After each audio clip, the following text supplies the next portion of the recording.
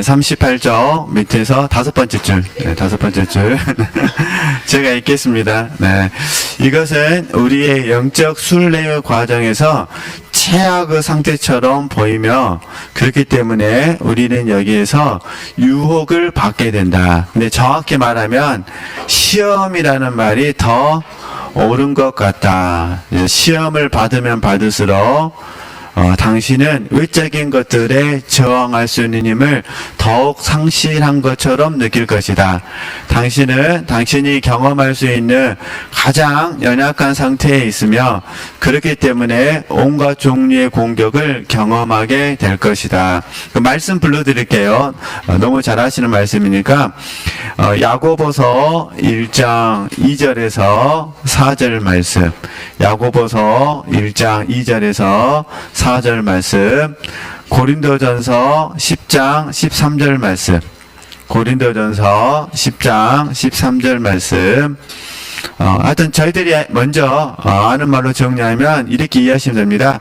그러니까 사단은 우리의 고난을 통하여 우리의 믿음을 떨어뜨리려고 하고, 성령 하나님은요 우리의 고난을 통하여 합력하여 선을 이루시고, 그러니까 연단하신다 그 말입니다.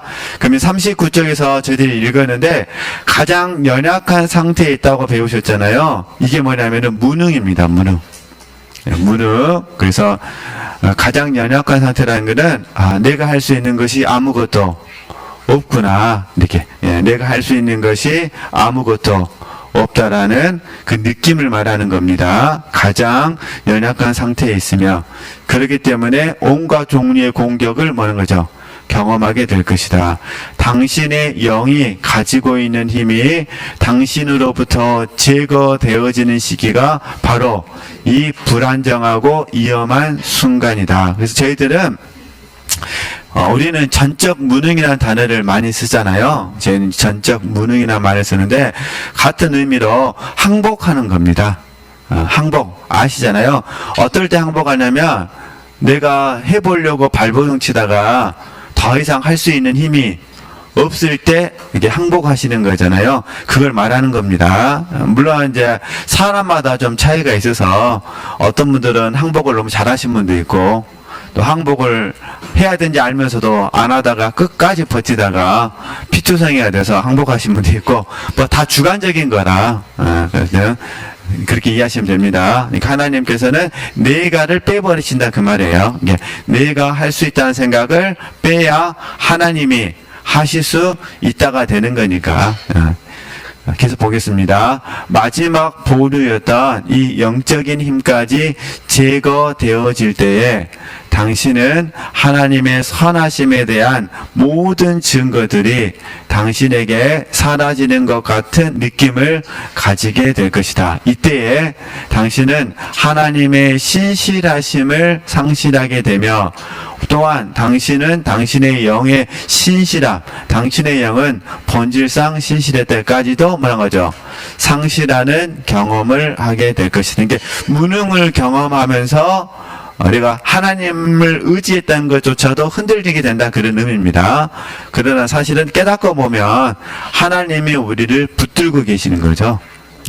하나님께서 우리에게 하나님께서 우리를 붙들어 주심을 알게 하시기 위해서 우리에게 손을 놓으라고 그러는데 우리는 절대 손을 놓지 않는 부분, 그래 결국 놓게 된다 그 말입니다. 그때 나오는 말이 오직이라는 단어입니다. 그래서 오직 하나님의 뭐냐요? 은혜만 이렇게 되는 겁니다. 그러니까 오직 하나님만이 하실 수 있습니다. 이렇게 오직 하나님만이 하실 수 있습니다. 계속 보겠습니다. 그러면 이제 우리 앞에 놓여 있는 것이 무엇인가? 우리는 그리스도께 헌신하고 있는 당신 안에서 당신을 맹렬히 쫓고 있는 강력한 적과 싸우기 위해 절대적으로 필요한 모든 것들이 박탈당한 것을 보게 된다. 당신은 계속 싸우면서 최선으로 자신을 방어하고 있다. 또한 그런 동안에 안전한 요새를 발견하기 위한 모든 기회들을 주시하고 있다. 하지만 오래 싸우면 싸울수록 당신은 더욱 뭐란 거죠? 약해지게 되어 있다. 그런데 당신의 적의 힘은 계속해서 강해지고 있다. 그러면 이제 잠깐 또 옆에 메모하시면 됩니다. 이 부분을 꼭 이렇게 경험 안 하셔도 되는데, 그냥, 그리고 온전히 하나님께, 내려놓지 못하고, 우리 힘으로 뭔가 하려다 보니까 이런 현상들이 나타나는 겁니다. 그래서, 이건 좀 나쁘게 말하면 사실 이게 교만이죠. 육체 신뢰. 육체 신뢰예요. 교만. 그리고 또 어떤 사람들은 피할 길을 찾아버려요. 그러니까 연단을 받으셔야 되는데 연단 받는 순간에 뭐 하는 거죠? 피할 길. 그래서 이 피할 길 중에 물론 하나님께서 피할 길을 여시는 경우가 있어요. 근데 그게 아니라 우리 스스로가 뭐 하는 거죠? 피할 길을 찾아요. 이게 뭐냐면 도망 다니는 거죠. 그리고 우리 회피라고 배우셨잖아요. 그러니까 형태는 다른데 많은 부분에 있어서 도망가죠. 도망. 그러니까 인간관계로 적용하면은 관계를 뭐 하는 거죠? 단절해 버리는 거죠. 도망가는 거예요. 사실은 이 과정 속에서 우리가 배운 대로 하면 자아 발견과 파쇄를 통해서 우리가 연단되어져야 되잖아요. 이게 정답이잖아요. 이게 정답인데 이렇게 안 하고 어떻게 했다는 거죠? 도망갔다는 거예요. 그래서 이제 A라는 사람이 싫으니까 어떤 장소를 떠났어요. 그래서 어떤 장소에 갔더니 또 누가 있어요? A는 아닌데 A와 유사한 사람이 있어요. 그래서 또 떠났어요. 또 새로운 곳에 갔어요. 가서 봤더니 또 누가 있어요? 또 유사한 사람이 있어요.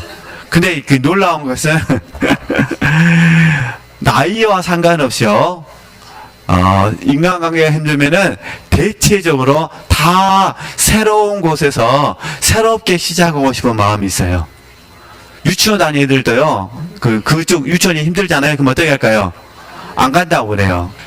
그래가지고 바꿔달라고 그래요. 그러면 이제 청소년들은 어떻게 할까요? 심지어는 학교도 바꿔달라고 그래. 학원 바꿔달라는 건 이해가 되는데, 어디까지 바꿔달라요? 학교까지 바꿔달라. 시험교는 선생님을 바꿔주려고 모르겠습니다. 그러면 이제 반대로 선생님들은 안 그럴까요? 선생님들도 마찬가지죠. 저것들만 졸업하면 살겠다. 근데 새로운 애들이 더 심란한 애들. 어쨌든, 네, 그렇게 이해하시면 되실 것 같습니다. 그래서 사실은 저희들이 어느 자리에서 평안하다고 느낄 때 너무 좋아하시면 안 돼요. 평안은 잠깐입니다. 좀 있으면 어떻게 될까요? 폭풍이냐, 불어요, 폭풍이. 그러니까, 네, 그걸 이해하시면 됩니다. 물론, 하나님께서는 우리에게 피할 길을 여십니다. 그런데 제가 여기서 드리고 싶었던 부분은 우리 스스로가 피할 길을 찾아서는 안 된다. 네, 그걸 말씀드리고 싶어서. 그러면 어떻게 해야 될 거냐? 그 말이에요. 이때 당신은 어떻게 할 것인가? 당신은 할 수 있는 한 빨리 당신이 피할 수 있는 요새의 문으로 달려가서 가능한 많은 도움을 받으라 할 것이다. 하지만 이게 무슨 일인가? 요새에 도착했을 때 당신은 그 문이 닫혀 있는 것을 발견하게 된다. 그리고 성문을 지키는 자들은 당신에게 어떤 도움이라도 주는 대신에 당신이 들어갈 수 있는 모든 가능한 문들을 차단시킨다. 당신은 이제 강력한 당신의 적의 수중에 떨어졌다. 하지만 이때가 기적 중에 뭐냐 거죠? 기적이 일어난다. 이게 역설이에요, 역설. 우리가 끝났다고 하는 그 순간에 하나님께서 다시 시작하게 하시거든요. 그 대신 하나님만 바라보게 하시죠. 당신이 아무런 보호막이 없을 때, 완전히 절망적인 상태에 이르게 되었을 때, 그리고 완전히 포기했을 때, 당신은 당신의 적이 당신에게 가장 좋고 참된 친구임을 뭐죠? 인식하게 된다. 그러면 처음에 잠깐 나왔던 부분 있잖아요. 도움을 요청하러 갔는데 도와주는 사람이 없었다. 그건 이렇게 이해하시면 되셔요. 이제 우리식으로 설명하면, 자, 원래는 하나님께 가서 도움을 받으셔야 됩니다. 이게 정답인데, 하나님께 도움을 받으려고 하는 거 맞는데, 또 누구에게 도움받고 싶어 하는 거죠? 사람에게 도움받고 싶어 한다, 그 말입니다. 근데 그 사람이 나를 도와줄 수 없다. 왜냐면은 지금 이게 변화의 문제잖아요. 성장과 변화니까. 그러니까 성장과 변화는 오직 누구만 하실 수가 있는 거예요? 하나님만이 하실 수 있는 부분이잖아요. 성장과 변화는 오직 하나님만이 하실 수 있는데 내가 사람의 도움을 받아서 성장하려고 하고 변하려고 하면은 안 된다 그 말입니다. 근데 또 우리는 또 이런 질문이 생기잖아요. 하나님은 사람을 통해서 일하신데 이렇게 생기잖아요. 이게 차이점이 뭐냐면요. 제가 칠판에 사람의 도움이라고 그러는데 이제 사람의 도움이라고 말을 했지만 본질적으로 마음은 뭐하고 있는 거예요? 의지하고 있는 거예요. 이걸 고치시는 거예요. 그러니까 봐보세요. 사람은 의지의 대상이 아니라 도와주고 도움받는 대상이에요. 그러면 이제 나중에 저희들이 성장하게 되면 하나님은 사람을 통해서 역사하시잖아요. 그 사람을 통해서 도움받게 하시고 도와주게 하시거든요. 여기에는 뭐가 없냐면은 의지가 없어요. 아니 죄송해요. 이게 의지한다. 이게 뭐 어떻게 해야 될까? 믿음이랄까요? 사람에 대한 믿음이 없어요. 이게 의지하려는 마음이 없는 거예요. 그러면 도와주고 도움받는 거 뭘로 승화해야 되냐면 사랑으로 승화해야 돼요. 사랑으로. 그러니까 사랑 안에서 도움받고 사랑 안에서 뭐 하는 거죠? 도와주는 거죠. 근데 이게 안 되지 않으면은 내가 그 사람을 뭐 하고 있었다는 거예요? 의지하고 있었다는 거예요. 그래서 섭섭함이라는 단어를 이제 쉽게 이를 되게 설명하는 겁니다. 혹시 우리 지체들께서 많이 섭섭하다고 생각하시면은 한번 점검해 보셔야 돼요. 사랑의 문제인가 아니면 내 그 사람을 의지했는가를 보셔야 돼요. 예. 물론 사랑에도 섭섭하고 의지에도 섭섭합니다. 근데 차이점은 뭐냐면은 의지해가지고 섭섭하잖아요. 그러면은 이때부터 이제 사람 마음이 이상한 마음이 들어와가지고 실망했다고 그래요. 그러니까 섭섭함이 뭐로 가버린 거예요? 실망으로 가는 거예요. 근데 물론 사람마다 차이가 있습니다. 어떤 사람은 실망하면서 포기해버리는 관계를 끊어버린 사람이 있어요. 어떤 사람은 관계는 끊지 않고요 분을 내는 사람이 있어요. 사람마다 차이가 있으니까. 그러나 사랑의 문제로 접근하는 사람은요 섭섭함의 문제가 찾아오면 그래도 그를 뭐 하려고 할까요? 사랑하려고 그래요. 사랑하려고. 그래서 여기에 대해 좋은 이해가 뭐냐면 자녀들과의 관계예요. 뭐 보편적으로 가만히 묵상해 보세요. 자녀들과의 관계에서 보면요 자녀들에게 섭섭할 때 많죠. 그런데도 너무 놀라운 것은요 그래도 내 아들이고 내 딸이에요. 1, 2, 3, 4, 5, 6, 일곱 번째 줄부터 볼게요. 일곱 번째 줄. 완전히 포기했을 때에 당신은, 이제 보세요. 당신의 적이, 물론 이제 영적으로는 사탄이죠. 근데 문맥으로는 안 맞아요. 당신의 적이 당신에게 가장 좋고 참된 친구임을 인식하게 된다. 이거 말이 안 되는 거잖아요. 그럼 이제 누가 되면 이게 파트너 개념이에요. 그죠? 그래서 이걸 금방 이해할 수 있는 게 야곱을 이해하시면 돼요. 야곱. 야복강가. 그죠? 야곱이 야복강가에서 형 에서를 이제 만나야 되잖아요. 건너서 에서를 만나야 되잖아요. 이게 이때 당시에 야곱에게 보이는 게 눈에 보이는 적은 누구였냐면 에서였어요. 근데 사실은 보이는 적이 무서운 것이 아니라 보이지 않는 적이 문제. 보이지 않는 적. 그게 누구냐? 야곱 자신이었어요. 야곱 자신. 이게 저희들도 보면은 이게 적이 두 개. 이게 보이는 적이 있고 보이지 않는 적 누가 있어요? 나예요, 나. 이게 저희들이 통틀어서 자아라고 그래요, 자아. 그러니까 이게 우리는 보이는 것만 이야기한 거예요. 이게 이 문맥에서 보면은 야곱에게서 보이는 적은 누구죠? 에서에서. 비록 야곱이 잘못했지만 지금 에서가 몇 명을 데리고 온 거예요? 400명을 데려온 거예요. 이게 육체로 이야기한 겁니다. 성경은 안 맞는 이야기인데 육체로 이야기하면 야곱도 복 받았는데 에서는 몇 명을 데려오니까 400명이니까 얼마나 복을 받은 거예요. 400명 밥 먹여 살리려면 이해되시겠죠? 그 밥만 먹여주는 거 아니잖아요. 훈련도 시켜야 되고 매월 얼마씩 줘야 되고 그러니까 육체적으로 이야기하면 그러니까 이제 야곱이 순간적으로 두려운 마음이 생긴 거잖아요. 그냥 두려운 것이 아니라 어떻게 설명하기 어려운 두려움이죠. 두려움. 그 전까지는 두려움을 이겨냈는데 그 말 하는 겁니다. 우리가 스토리를 잘하니까. 그래서 나중에 하나님의 은혜로 에서가 마음을 바꿔서 야곱과 에서가 뭐 하게 된 거죠? 화친을 하게 되잖아요. 에서가 용서를 해줬으니까 그 말 하는 겁니다. 그럴 때니 어떻게 되느냐 이 말이에요. 당신에게 가장 좋고 참된 친구가 되는 거예요. 이따 보이는 적은, 그럼 이제 보이지 않는 적을 설명하겠습니다. 야곱 자신, 여전히 야곱에게는 뭐가 있었냐? 자기 신뢰가 있었어요. 그리고 여전히 자기를 사랑하는 마음이 있었어요. 그러니까 야복 강가에서 자기 신뢰와 자기 사랑이 뭐해지는 거죠? 없어지는 건 아닙니다. 없어지는 것이 아니라 무너지는 거예요. 이제 언제 알 수가 있느냐? 세겜 족속과의 충돌 때 알 수가 있어요. 그러니까 지금 야곱이 에서를 통해서 자기 목숨을 사랑한 걸 처리를 받았어요.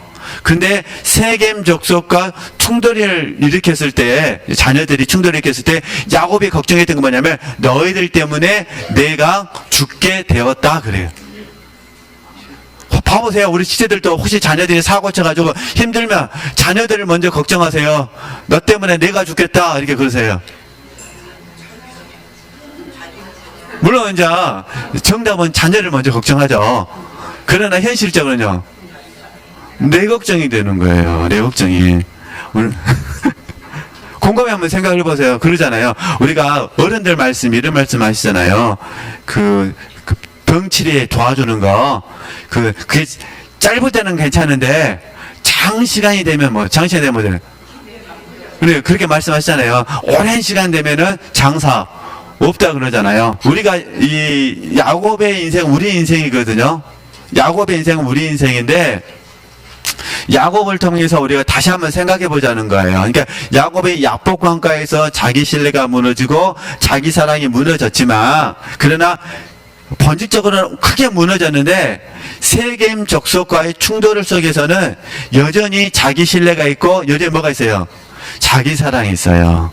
그래서 야곱이 하나님을 먼저 신뢰한 것이 아니라 나의 없는 걸 또 바라봐요. 그래서 너희들 때문에 내가 또 죽게 되어졌다 이렇게. 왜냐면 지금 야곱의 입장에서는 많이 가지고 있는 게 아니니까. 형은 함께 있는 사람이 400명이나 되는데 세겜에서 야곱은 별로 없잖아요.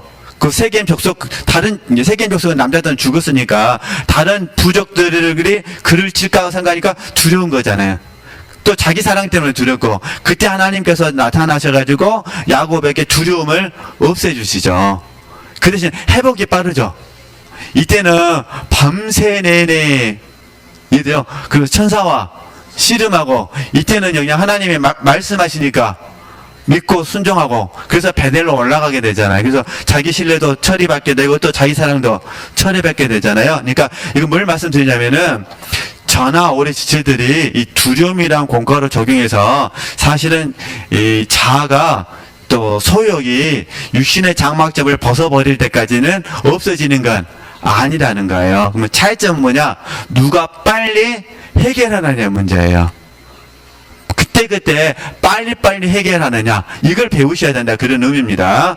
저도 지금은 별로 안 아프니까 아픔에 대해서 담대하게 말할 수가 있지만, 만약에 제가 아프다고 생각을 해보세요. 저는 시편 3편 4편 말씀 보면 다윗이 이렇게 고백하잖아요. 10,000년이 나를 칠지라도 나는 두려워하지 않습니다. 저를 치는 사람이 없어요 지금. 그러니까 그 구절을 읽으면 얼마나 은혜가 돼요. 근데 만약에 우리 교회인 중에 한 명이 이래서 홈페이지에다가 날마다 저에 대해서 험담을 올린다고 생각해 보세요. 10,000,000인이 아니라 한 명이, 이해되시죠? 한 명이 월요일 날도 올렸다가 화요일 날도 올렸다가 수요일 날도 올렸다가 목요일 날도 올렸다가, 이해되시죠? 그러면 제가 스트레스를 너무 많이 받을 거예요. 그때는 아마 머리숱이 많아져서 나타났을 거예요. 너무 빠져갖고 모르겠 이번 기회에 가발이나 쓰자고. 제 의미를 아시겠죠?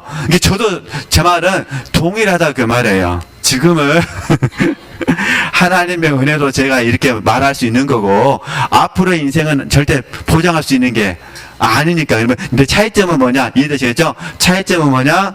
하나님께서 야곱에게 말씀하셨을 때 야곱이 그 말씀을 빨리 수용하느냐, 좀 늦게 수용하느냐의 문제라는 거예요.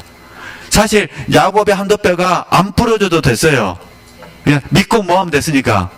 건넜으면 됐으니까. 두 번이나 말씀하셨으니까. 근데 야곱은 건널 수가 없었어요. 그래서 이 말이에요. 보이지 않는 적은 누구냐는 거예요. 나 자신이라는 거예요. 야곱에게 있어서는 육체 신뢰하고 자기 사랑이었고, 다 사람마다 다르니까 어떤 분은 자존심이겠죠. 사람마다 다르니까 또 훈련하는 것도 다르고, 어떤 분들은 시기심도 있을 수도 있겠죠. 비교하는 마음도 있을 수도 있겠고, 그죠? 그래서 우리가 우스갯소리로 나 자신을 두 가지로 설명하잖아요. 하나는 못난 자, 하나는 못된 자, 이렇게 하는 거죠. 그러니까 못난 자는 해야 되는지 아는데 못나서 못하는 거고, 못된 자는요 해야 되는데 오기로 안 하는 거고. 이해되죠? 안 하는 사람은 어떤 사람이고 못된 이고, 해야 되는지 아는데 부끄러워서 못한 사람은 어떤 사람이고 못한 사람. 그래서 이거 다 있으니까 그래서 저희들은 다른 분들에게 고백은 못하지만 삶의 현장 속에서 보이는 적도 만나고 보이지 않는 적도 만난다. 근데 놀라운 것은 이걸 통과해서 누구를 얻으면, 이 말이에요. 제가 이야기를 하고 싶은 거예요. 하나님을 얻으면 적이 누가 된다? 친구가 된다는 거예요. 그래서 말은 보이는 적이 친구가 되고, 내 안에 있는 내가 누가 되는 거예요? 친구가 되는 거예요. 이게 내 안에 있는 못난이 됐든 못된이 됐든 그 못난 나도 친구고, 못된 나도 뭐란 거죠? 친구예요. 그래서 내가 나를 뭐로 삼는 거예요? 친구 삼는 거예요. 내가 그를 뭘로 삼는 거죠? 친구 삼는 거예요. 누구 때문에? 하나님만 얻을 수 있다면 이렇게 되는 거예요. 그래서 다음에 혹시 지체들께서 좀 더 마음이 더 넓혀지시고 더 은혜가 더 충만할 때는 이렇게 하셔야 돼요. 하나님의 은혜로 하나님을 얻으셨다면 나를 힘들게 했던 이 적을 절대 말하지 마시고 한번 근사한 데 부르셔가지고, 이해되시겠죠? 맛있는 거 식사 한번 대접해 주세요. 절대 이렇게 당신 때문에 내가 변화됐습니다 이런 말 하지 마시고, 그러면 그 사람 성질나니까.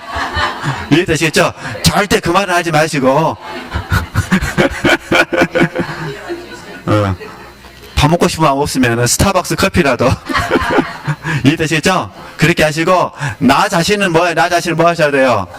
많이 사랑해 주셨으면 좋겠어요. 나를 많이 사랑하셔야 됩니다. 네, 주 안에서 주님도 나를 사랑하시는데 나도 나를 사랑하셔야 되잖아요. 네, 그런 의미에서 좀 잔느경이 들려준 부분을 그냥 이렇게 적용해 봤습니다. 너무 말씀을 아름답게 표현해 주셔가지고 다시 한번 읽어보겠습니다. 자, 봐보세요. 이게 기적 중에 기적이다. 그죠? 아무것도 할 수 없었어요. 절망뿐이었습니다. 근데 그때 뭐가 일어난다고요? 기적이 일어난다는 거예요. 당신이 아무런 보호막이 없을 때, 완전히 절망적인 상태에 이르게 되었을 때, 그리고 완전히 있을 때, 포기했을 때, 당신은 당신의 적이 당신에게 가장 좋고 참된 친구임을 뭐하죠? 인식하게 된다. 그죠? 하나님을 얻을 때만 가능합니다. 그래서 말씀 한 구절, 이제 야곱 말고 더 좋은 의미에서 고린도 후서 1장 8절로 9절 말씀. 고린도 후서 1장 8절로 9절 말씀. 이때 당신의 적은 뭐냐면요, 고난이에요, 고난. 고린도 후서로 적용하면 고린도 후서 1장 8절로 9절 말씀 이해되시겠죠? 이때 적은 누가 된다고요? 고난. 근데 통과하면 고난이 뭐가 되어져요? 친구. 그렇게 적용해 보시는 겁니다. 계속 읽어보겠습니다. 영적 순례의 과정에서 당신이 이 단계까지 올 수 있다면 당신은 그 과정 속에서 지금까지 묘사되어진 모든 경험들을 틀림없이 하게 될 것이다. 지금 다 경험하셨어요. 지금 기억나지 않을 뿐이거든요. 물론 그런 경험들은 여기에 주어진 묘사와는 완전히 다른 방법들로 나타날 수도 있을 것이다. 하지만 당신은 다음의 경험은 반드시 어떤 식으로든 하게 될 것이다. 모든 축복의 상실, 온갖 종류의 연약함, 스스로를 방어할 수 없는 무기력, 당신의 영 안에 쉼이나 평안이 없다는 느낌, 하나님께서 화가 나 있다는 느낌, 그리고 이런 것들이 위에 사방에서 다가오는 시험들, 그죠? 근데 대체적으로 보면 제가 이제 상담사를 하다 보니까 대체적으로 많이 우리 훈련에 오신 분들 보면은 이게 주로 많은 부분이 자녀 문제인 것 같아요. 자녀로 인해서 절망을 많이 경험하신 것 같아요. 또 어떤 분들은 사업, 또 어떤 분들은 인간관계, 아주 극소수는 그냥 사모하는 마음으로 오신 분들이 있는 것 같아요.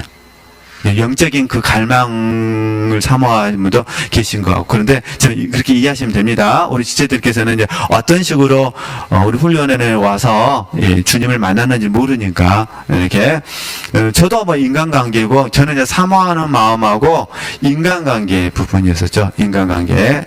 저는 이렇게 다시 읽겠습니다. 나는 당신이 다음과 같이 말할 것이라는 것을 알고 있다. 내가 그러한 시기를 통과하는 동안에 어두운 밤 나의 하나님의 뜻과 조화를 이루고 내가 나와 타락한 성품을 따르고 있지 않다는 것을 확신할 수 있다면 그러한 모든 것들을 기꺼이 인내할 것이다. 네. 물론 당신은 그렇게 할 것이다. 그러니까 이거는 우리 지체들이 많이 고백했던 욥기 23장 10절 말씀을 생각하시면 됩니다. 욥기 23장 10절 말씀 무슨 말이냐면은 이런 부분이에요. 훈련원에 오기 전에도 욥기 23장 10절 말씀을 알고 있었고 여기 와서 훈련 받으면서도 뭐 한 거죠. 욥기 23장 10절 말씀을 알고 있고 앞으로도 말한 거죠. 욥기 23장 10절 말씀을 안다는 거예요. 그러면 오기 전에 알고 있었던 이 부분은 아는 건 맞는데 이해되시죠? 아는 건 맞는데 충분하지 않는다. 이제 그 말하고 싶은 거예요. 몰랐다는 것이 아니라 알긴 아는데 뭐 하지 않았다고요? 충분하지 않았다는 거예요. 그럼 훈련 받는 과정 속에서 우리가 알긴 알아요. 근데 뭐 하지는 않은 거예요? 충분하지 않은 거예요. 우리 지금도 알아요. 근데 우리 뭐 하자는 거죠? 충분하지 않아요. 온전하지 않는다는 거예요. 충분하지 않고 온전하지 않아요. 근데 너무 놀라운 것은 안다는 개념이 달라지는 거예요. 처음에는 아는 것이 이 정도였다면 중간 부분에는요. 이 정도로 알고 그 다음에 더 확장되어지는 거예요. 그러나 하나님께서 보실 때는 다 뭐 하는 거예요? 다 충분하지 않는 거예요. 지금 우리도 충분하지 않아요. 그런데 그러니까 어떻게 하는 거죠? 더 충분하고 온전하기 위해서 추구하는 거죠. 충분하고 온전하기 위해서는 알미 더 많아져야 되죠. 그러니까 예전과 비교해서는 아는 부분이 더 많아졌다 그러는 의미여서 나의 가는 길을 오직 그가 아시나니 이제 이 말씀이잖아요. 그가 나를 연단하신 후에는 내가 정금같이 나오리라 다 하시는 거예요. 근데 문제는 뭐냐? 정금같이 나온다는 이 말씀을 대하는 나 자신이 이 정금에 대한 인식이 달라진다는 거예요. 처음에 만약 우리 지체들께서 훈련을 오기 전에 이 말씀을 붙으셨다면 정금 됐다 그러면요 성공을 많이 생각할 수도 있어요. 성공. 이것만 인내 안 하면 뭐 나는 성공한다. 다 성공의 개념이 다르잖아요. 이런 통장에 돈이 들어온다. 뭐 있을까요? 자녀들이 잘 된다. 특히 저도 신명기 말씀 읽어보니까 그 하나님께서 이스라엘 백성을 축복하실 때 머리가 되고 꼬리가 되지 말라는 말씀이 있지만요. 왜 목사님들이 그렇게 간절히 기도한가 봤더니 신명기 말씀이 있더라고요. 머리가 되게 하시고 꼬리가 되지 말게 하시고 다 이렇게 한다는 거예요. 근데 지금에 와서는 깨달으시잖아요. 지금에 와서 우리에게 정금은 뭐죠? 오직 예수 그리스도시잖아요. 그러죠? 나는 없고 오직 예수 그리스도. 나는 없고 오직 예수 그리스도. 이렇게 되는 거잖아. 내가 없어지는 거니까 우리 편에서는. 그러니까 하나님은 연단을 시키셔가지고 나를 뭐 하시는 거예요? 없애주시고 주님을 채워주시는 거죠. 이게 정금의 개념이잖아요. 우리 편에서는. 근데 아직도 우리는 충분하지 못해요. 온전하지 못해요. 이게 내가 없어진다는 부분이 부분적인 거지 온전히 동의되기는 어렵거든요. 우리가 이것만큼은 하나님 건드리시면 안 됩니다. 야, 다 해도 다 양보를 하겠는데 이것만큼은 이런 게 다 있거든요. 근데 그게 인식이 안 될 수도 있어요. 지금. 그러면 언제 인식되냐? 문제가 있었을 때. 그 문제가 있었을 때 그게 인식이 돼요. 참 이게 쉬운 공간은 아닙니다. 저도 있어요. 제가 녹음되기 때문에 말을 못하는 것 뿐입니다. 녹음 안 되면 말하겠는데 저도 있어요. 어차피 사람은 각자 그 성장하고 나이 들은 그 과정 속에서 경험되어지는 부분이고 다 달라요. 그죠? 또 추구하고 있는 게 다르고 즐거움도 다 달라요. 전부 다르기 때문에 공통 부모가 되지 않으니까 제가 그냥 말하지 않을 뿐입니다. 저도 그런 훈련을 받고 있다. 그럼 계속 보겠습니다. 41절. 물론 당신은 그렇게 할 것이다. 그리고 그렇게 한다면 당신은 정말 행복해질 것이다. 하지만 그러잖아요. 그런 일은 일어날 수 없다. 왜냐하면 성장의 과정을 통과해야만 가능하다는 거예요. 당신이 점점 더 약해지고 심지어 사랑할 수 있는 능력을 상실해 가게 되면 당신의 영 또한 약해질 것이다. 당신이 알고 있듯이 당신의 영은 주님을 향한 당신의 사랑에서 나오는 힘과 당신을 향한 그분의 사랑에 의해서 뭐라는 거죠? 양육을 받아왔다. 문제는 지금은 하지만 이제 당신의 바로 그 영이 사라진 것처럼 보인다. 당신은 당신의 영에 대한 존재의식을 어디에서든 또 어떤 징후로도 찾아볼 수 없다. 옆에도 메모하시면 됩니다. 그래서 느낌과 믿음이 문제예요. 느낌적으로 그렇다 그 말이에요. 왜냐면 하나님이 사랑을 잠깐 멈추시니까 그런 거거든요.